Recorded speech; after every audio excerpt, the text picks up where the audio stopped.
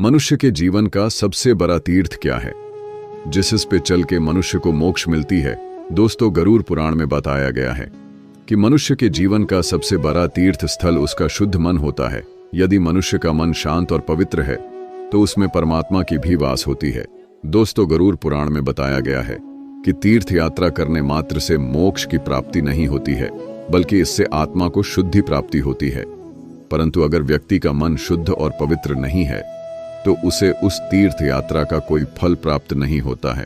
दोस्तों, मनुष्य अपने जीवन में मोक्ष पाने के लिए अनेक तीर्थ यात्रा करते हैं ताकि उसे मोक्ष की प्राप्ति हो सके, लेकिन मन में लोभ, क्रोध, मोह छिपा रहता है, जिन कारण से उसे उस तीर्थ यात्रा का पुण्य फल प्राप्त नहीं होता है। वह यात्रा व्यर्थ चला जाता है।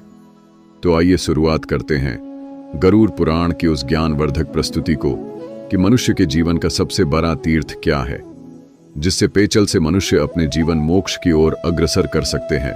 नमस्कार मित्रों, स्वागत है हमारे इस चैनल गीता गुरु ज्ञान पर। मित्रों, गरुड़ पुराण की इस ज्ञानवर्धक प्रस्तुति में आप सम्मोहित जाएं, उससे पहले हम आपको बता दें कि इस वीडियो को आधा अधूरा देखने की गलती बिल्कुल भी नहीं करें, क्योंकि आधा अधूरा ज्ञान हमेशा विष के समान होता है, जो आपके जीवन संकट की ओर ले जाता है। इसीलिए मित्रों, आपसे यही आग्रह है कि आप इस वीडियो को बिना स्किप किए अंत तक जरूर देखिए। साथ ही इस वीडियो को एक लाइक करके चैनल को अवश्य सब्सक्राइब कर लीजिए। और हाँ दोस्तों, सच्चे मन और पवित्रता से कमेंट बॉक्स में पूरी श्रद्धा और विश्वास के साथ जय श्री कृष्णा लिखकर ईश्वर को आप अपना तहे दिल आभार व्यक्त जरूर कर दीजिए। इससे आपके जीवन से जुड़ी समस्त दुखों और पापों का अंत होगा। तो आइए हम जानते हैं एक पवित्र कथा के माध्यम से कि मनुष्य के जीवन का सबसे बड़ा तीर्थ क्या है, जिस चल के मनुष्य मोक्ष प्राप्ति होती है और आत्मा को भी शुद्धि मिलती है, जो गरुड़ पुराण स्कंद पुराण के द्वारा बताया गया है, जो श्री कृष्ण ने स्वयं नारद को बतलाया था कि मनुष्य के जीवन का सबसे बड़ा तीर्थ क्या है। मित्रों, एक समय की बात है, भगवान श्री कृष्ण अपने दिव्य आसन पर ध्यान मग्न में बैठे हुए थे। तभी देवर्षि नारद उनके पास पहुंचते हैं और उन्हें प्रणाम करके बोले, है वासुदेव, आप तीनों लोक का स्वामी है। आपके दर्शन करने मात्र से मोक्ष की प्राप्ति होती है वासुदेव, मेरे मन में एक प्रश्न जो मेरे मन को बहुत व्याकुल और चिंतित कर रहा है प्रभु, मनुष्य अपने जीवन में मोक्ष प्राप्त करने के लिए अनेकों तीर्थ यात्रा करते हैं जिससे उसे मोक्ष प्राप्त हो सके। है प्रभु, क्या तीर्थ यात्रा से मनुष्य मोक्ष की प्राप्ति हो सकती है? मनुष्य के जीवन का सबसे बड़ा तीर्थ क्या है, जिस पे चल के मनुष्य अपने जीवन को सुखद और आत्मा को मोक्ष दिला सकता है? फिर भगवान श्री कृष्ण मुस्कुराए और बोले, है देवर्षि नारद, यह सत्य है कि मनुष्य को तीर्थ यात्रा करने से पुण्य मिलता है और आत्मा को मोक्ष की प्राप्ति होती है, परंतु मनुष्य को उस तीर्थ का फल तभी मिलता है जब उसके मन पवित्र हो और आत्मा शुद्ध हो, तभी वह मनुष्य उस तीर्थ का फल प्राप्त होता है। अगर तीर्थ यात्रा करने वक्त मनुष्य के मन में क्रोध, मोह, लोभ पिछा हुआ है, किसी असहाय की सेवा दान नहीं करता है, तो उस तीर्थ का कोई फल नहीं मिलता है, उसका वह तीर्थ व्यर्थ जाता है। फिर भगवान श्री कृष्ण बोले, है देवर्षि नारद, मैं आपको एक कथा सुनाता हूं जो आपके इस प्रश्न का न केवल उत्तर देगी बल्कि हर उस मनुष्य के लिए एक चेतावनी होगा जो तीर्थ यात्रा के दौरान यह भूल करता है। हर एक मानव जाति के लिए यह प्रेरणा का स्रोत होगा जो उसके जन्म और कर्म पर आधारित है। फिर श्री कृष्ण बोले, है नारद, तुम इस कथा को पूरे ध्यान पूर्वक आखिरी सुनना, क्योंकि गरुड़ पुराण की धार्मिक और आध्यात्मिक कथा है। जो इस कथा को आधा अधूरा सुनने की गलती करता है उस पर भारी संकट आती है, क्योंकि आधा अधूरा ज्ञान हमेशा विष के समान होता है। कृष्ण बोले, है नारद, जो मनुष्य इस कलयुग भरी संसार में इस कथा को पूरे ध्यान पूर्वक आखिरी तक सुन लेगा और समझ लेगा, उसका इस संसार से सभी लोभ, क्रोध, मोह खत्म होगा और वह ईश्वर में लीन होगा। फिर नारद बोले, है प्रभु, मैं उस कथा को पूरे ध्यान पूर्वक आखिरी तक सुनूंगा और समझूंगा। आप उस कथा पर निश्चित होकर सुनाएं। फिर श्री कृष्ण ने नारद को वह कथा सुनाते हैं। फिर श्री कृष्ण बोले, है नारद, प्राचीन काल में एक तपस्वी साधु रहते थे। उसका नाम दयाराम था। उन्होंने मोक्ष पाने के लिए जीवन भर हर एक स्थान का तीर्थ यात्रा किया, हर एक पवित्र नदी में स्नान किया, हर एक धार्मिक जगह पर पूजा पाठ किया। वह अपने जीवन में बड़े बड़े यज्ञ जाप किए ताकि उसे मोक्ष प्राप्ति हो और उसका जीवन सुखद हो। धीरे धीरे समय के साथ उसकी आयु समाप्त हुआ और एक दिन उसकी मृत्यु हो गया। तब उसकी आत्मा को यमराज लेने उसके पास पहुंचे। दयाराम पूरे आत्मविश्वास के साथ भरे हुआ था कि उसे स्वर्ग का सुख प्राप्त होगा। उसने यमराज से पूछा, है धर्मराज, मैंने अपने जीवन में अनेक तीर्थ यात्रा किया, हर एक मंदिर में पूजा पाठ किया, हर एक धार्मिक जगह पर धार्मिक अनुष्ठान किया, यज्ञ जाप किया। मेरे आत्मा को मोक्ष प्रदान करे और मुझे स्वर्ग लोक में जगह दे।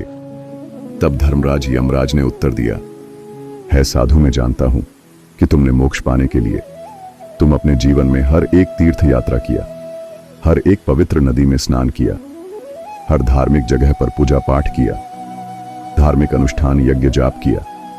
क्या इस दौरान तुमने अपने मन से लोभ क्रोध मोह अहंकार को त्याग किया? तब दयाराम ने धर्मराज यमराज की बातों को सुन के सिर झुका लिया। धर्मराज यमराज बोले, है साधु, मनुष्य को तीर्थ यात्रा का फल तभी प्राप्त होता है जब मनुष्य तीर्थ यात्रा के दौरान अपने मन को शुद्ध और पवित्र रखता है, तब उसे उस तीर्थ यात्रा का फल प्राप्त होता है। मनुष्य अपने जीवन में कितना भी तीर्थ यात्रा कर ले, कितना भी धार्मिक जगह पे पूजा पाठ धार्मिक अनुष्ठान यज्ञ जाप कर ले, आत्मा को शुद्ध करने के लिए कितना भी पवित्र नदी में स्नान कर ले, अगर मनुष्य का मन शुद्ध और पवित्र नहीं है, उसके मन में स्वार्थ लोभ क्रोध अहंकार पिछा हो, वह किसी असहाय व्यक्ति की सेवा दान नहीं करता है, तो उसे उस तीर्थ यात्रा का कोई पुण्य फल प्राप्त नहीं होता है। फिर यमराज बोले, है साधु, तुमने भी अपने जीवन अनेकों तीर्थ यात्रा किया, परंतु तुम्हारे मन में लोभ क्रोध मोह पिछा हुआ था, इसलिए तुम मोक्ष के अधिकार नहीं हो। तुम्हें स्वर्ग लोक जाने के बजाय तुम्हें नरक लोक जाना होगा, जहां तुम्हारे कर्म का फल मिलेगा। वहां तुम्हारे आत्मा को विभिन्न यातनाएं से गुजरना पड़ेगा। उसके बाद तुम्हारे आत्मा को मोक्ष की प्राप्ति होगी। फिर देवर्षि नारद ने भगवान श्री कृष्ण से पूछा, हे प्रभु, यदि मनुष्य मोक्ष पाने के लिए तीर्थ यात्रा की मार्ग नहीं है, तो मनुष्य को मोक्ष की प्राप्ति कैसे होगी? वह अपने आत्मा को कैसे शुद्ध रख सकता है? फिर श्री कृष्ण ने जवाब दिया, है नारद, मनुष्य की सबसे बड़ा तीर्थ हृदय की पवित्रता है, जहां से उसे अच्छे कर्म और बुरे कर्म करने का आभास होता है। अगर मनुष्य का मन शुद्ध और पवित्र है, तो वह जहां है उसके लिए वह स्थान वह जगह तीर्थ के समान है। उसे किसी भी बाहरी तीर्थ यात्रा करने की जरूरत नहीं है, उसे वही मोक्ष की प्राप्ति होती है, उसके आत्मा को भी शुद्धि मिलती है। परंतु मनुष्य अपने जीवन में मोक्ष पाने के लिए कितना भी तीर्थ कर ले, पवित्र नदी गंगा में स्नान कर ले, अगर मनुष्य मन अशुद्ध है, वह संसारिक मोहमाया और अहंकार में लिप्त है, तो उसे उस तीर्थ का कोई पुण्य फल नहीं मिलता है। फिर श्री कृष्ण बोले, है नारद, जो मनुष्य अपने जीवन में सत्य अहिंसा का पालन करता है, किसी दूसरों की सहायता असहाय की सेवा करता है, भूखे को भोजन देता है, वह अपने जीवन को कल्याण के लिए समर्पित करता है, उसके लिए वही मोक्ष के समान है। क्योंकि यह संसार मोह माया की जाल है। जो मनुष्य इस मोह माया में उलझ जाता है, तो उसे नहीं मोक्ष प्राप्ति होती है, नहीं उसके आत्मा को मोक्ष मिलता है। जो मनुष्य अपने मन से लोभ क्रोध मोह और अहंकार को त्याग देता है, वही उसके लिए मोक्ष के मार्ग बन जाता है। मनुष्य को आत्मा की शुद्धि प्राप्त करने और मोक्ष पाने के लिए किसी यात्रा की जरूरत नहीं है। तीर्थ यात्रा केवल एक यात्रा की मार्ग है। आत्मा को शुद्ध करने के लिए सच्चे मन से ईश्वर का स्मरण और उनकी भक्ति करना। ईश्वर के नाम लेने से मनुष्य को मोक्ष की प्राप्ति होती है और मनुष्य जीवन के सभी पाप कष्टों से दूर होता है। फिर नारद उत्सुकता से पूछा, है प्रभु, यदि मनुष्य को तीर्थ यात्रा से मोक्ष की प्राप्ति नहीं होती है, तो क्या मनुष्य अपने कर्मों से मोक्ष प्राप्त कर सकता है, जिससे उसे आत्मा शुद्धि प्राप्त हो और आत्मा को स्वर्ग लोक में वास हो? फिर श्री कृष्ण उत्तर दिया, हाँ, है नारद, मनुष्य का कर्म ही सबसे बड़ा धर्म है। यदि मनुष्य अपने जीवन में निस्वार्थ भाव से कर्म करता है और दूसरों की सेवा करता है, तो उस मनुष्य को मोक्ष की प्राप्ति जरूर मिलती है। कृष्ण बोले, है नारद, एक किसान जो कड़ी मेहनत से दूसरों का पेट भरता है, एक माँ जो अपने बच्चे के लिए कड़ी मेहनत करती है, उसे अच्छे संस्कार देती है, उसे भी तीर्थ करने वाले मनुष्य से ज्यादा वह पुण्य प्राप्त करता है। मित्रों, नारद यह समझ लिया कि मनुष्य की जीवन का सबसे बड़ा तीर्थ उसके मन होता है, जिस पे चल के मनुष्य को मोक्ष की प्राप्ति होती है। दोस्तों, यदि मनुष्य अपने मन अंदर झांके और अपने दोषों और कर्मों को पहचान कर उसे सुधारने का प्रयास करे, तो उसके लिए वही तीर्थ का मार्ग बनता है। जो व्यक्ति अपने मन के हृदय को पवित्र रखता है, किसी असहाय की सहारा बनता है और सच्चाई, कर्तव्य की मार्ग पर अपने जीवन को रखता है, उसके लिए वही कार्य तीर्थ के समान है और उसे मोक्ष की भी प्राप्ति होती है। मित्रों, यह कथा हमें यह प्रेरणा देता है कि मनुष्य का सबसे बड़ा तीर्थ स्थल उसके पवित्र मन होता है। तीर्थ यात्रा केवल एक यात्रा स्रोत है। सबसे बड़ा तीर्थ उसके अच्छे कर्म और मन हृदय की शुद्धता है। मनुष्य को यह समझना चाहिए कि जीवन में मोक्ष प्राप्त करने के लिए हमें अपने जीवन को अच्छे कर्म, किसी दूसरे की सहायता, सेवा और मन को ईश्वर प्रति समर्पित करने और उनके भक्ति करने से मोक्ष प्राप्त हो सकता है।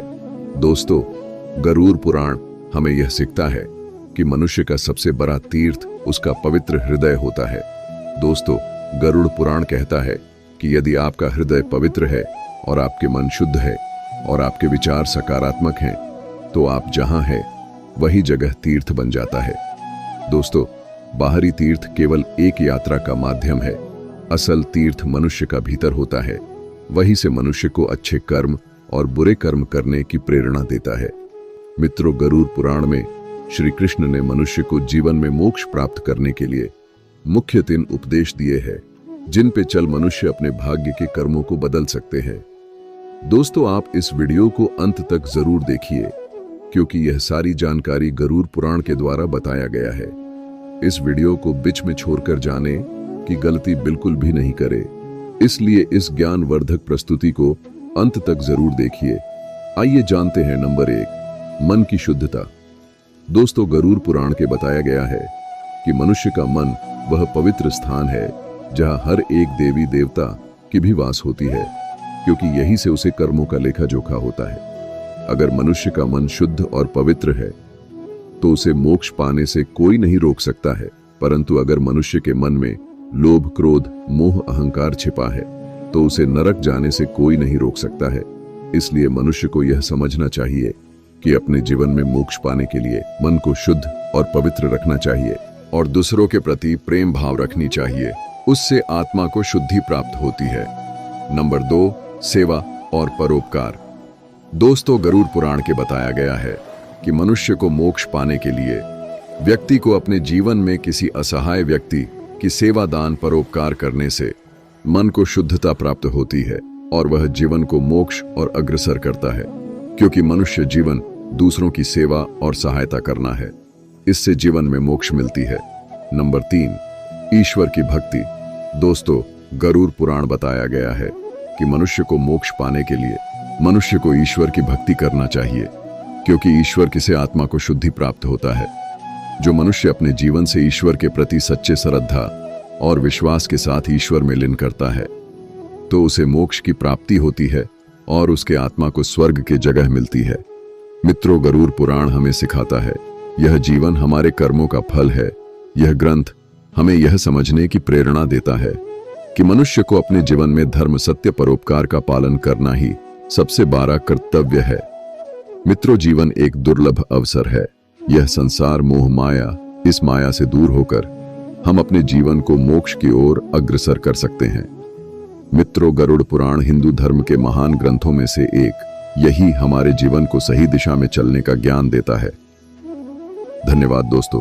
गरुड़ पुराण के द्वारा सभी बतलाए गए बातों को अवश्य ध्यान में रखें और सत्य की राह पे चले, जिससे आपको मोक्ष की प्राप्ति हो सके।